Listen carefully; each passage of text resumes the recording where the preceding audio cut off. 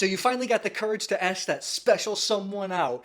I'm going to show you what wines to pick to save some cash and make you look good. That's all coming up.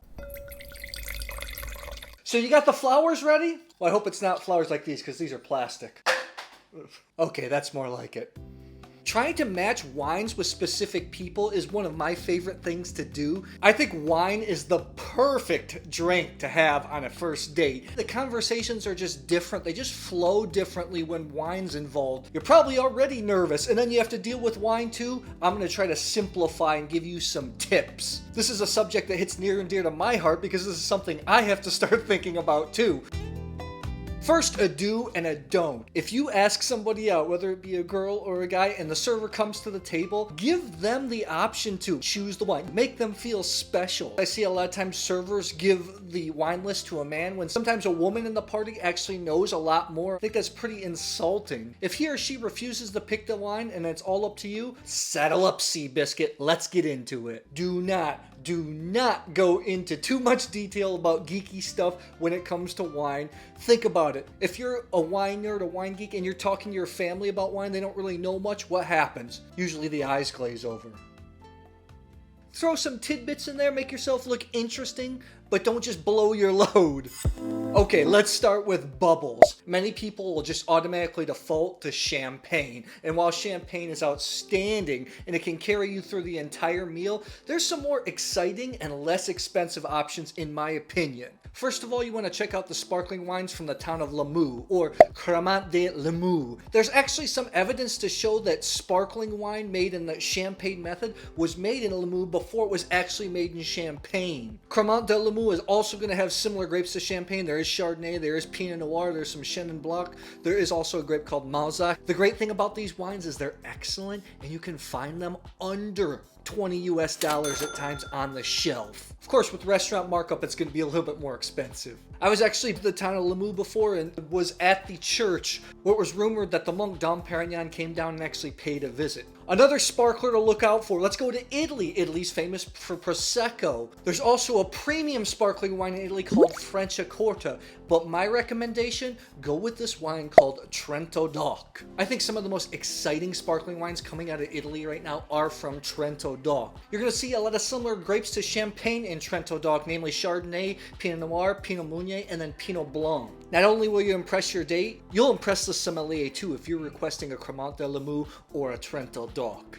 Next on to white wines. As a big wine geek, my heart would say I want to show them a great dry Riesling. However, the acidity in Rieslings can be quite sharp and sometimes hard for a lot of people. So let's go somewhere else. I have one recommendation that everybody loves. Check out the grape Gruner Veltliner from Austria. I've never seen anybody be dissatisfied with a Gruner Veltliner, even at the basic level. The cool thing is you can find a lot of these wines under $20 in the restaurant. Of course, they're going to be a little bit more, have these nice limey flavors, have these nice notes of white pepper, kind of this almost like a snap pea crispiness in the mouth.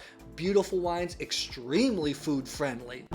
Rosé all day! A lot of people love rosé, including me. I want to drink a lot more rosé this year. For some reason, I'm like getting into it a lot. Many people go to Provence when they want rosé. If you go a couple appellations over, there's an area called Corbière. These rosés are made from exactly the same grapes, Rhone grapes, talking about Grenache, Syrah, Mourvèdre, Carignan, Cinsault, and they are lower in price than those from Provence. Ask the server if they have a rosato, and specifically a rosato from Puglia, Italy. These rosatos are made from the grape Negro Amaro.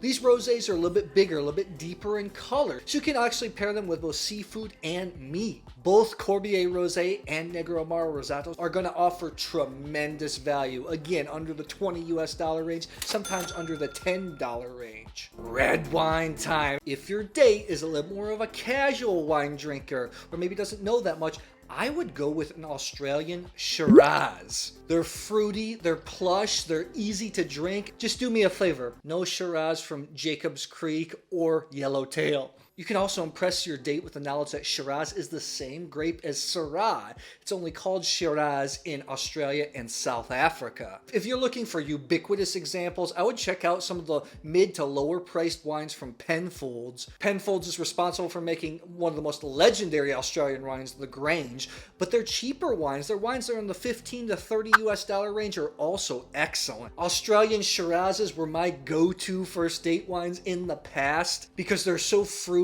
they're so easy to enjoy, yet you can find some pretty serious examples. If you can see your date has a little bit more of a refined palate, I'm always inclined to go to Tuscany. Something like Chianti Classico, Brunello di Montalcino, Vino Nobile di Montepulciano, Carmignano. However, I've been talking about those wines a little bit too much on the channel lately. Let's go to the Iberian Peninsula. A great option is a grape called Mencia, up in Galicias, up in the northwest Spain. It looks like it would be called Mencia, but you'll look really smart if you pronounce it properly, Mencia.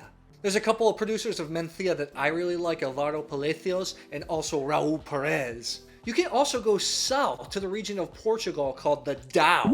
The Dow is maybe my favorite region in Portugal. Make both whites and reds. The reds are usually blends. It's often called the Burgundy of Portugal.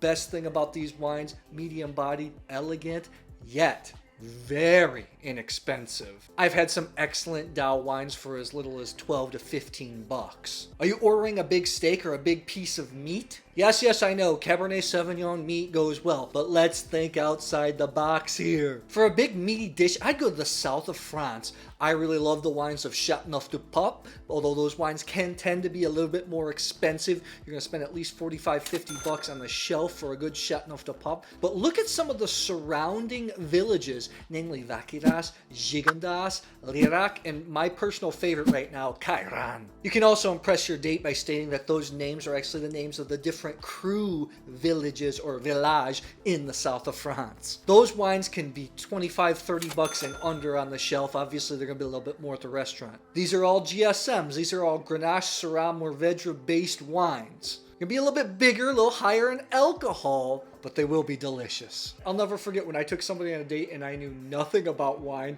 and I ordered a wine from the south of France. I looked at the menu and I said, Côtes du Rhône? So I had to correct me and say, Côte du Rhône?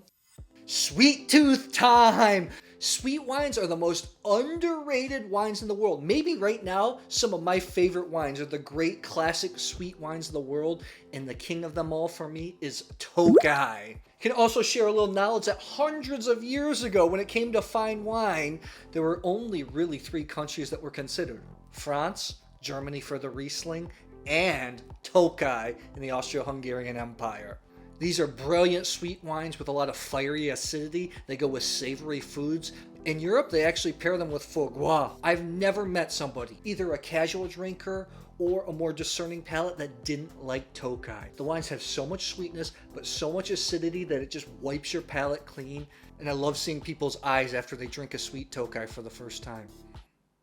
And if you're at a good restaurant, a lot of times these wines will be served by the glass, so you don't have to buy the whole bottle. If you go on a date and you use any of the tips, let me know how it went in the comments below. I'd love to hear. Good luck, and I hope you get that second date.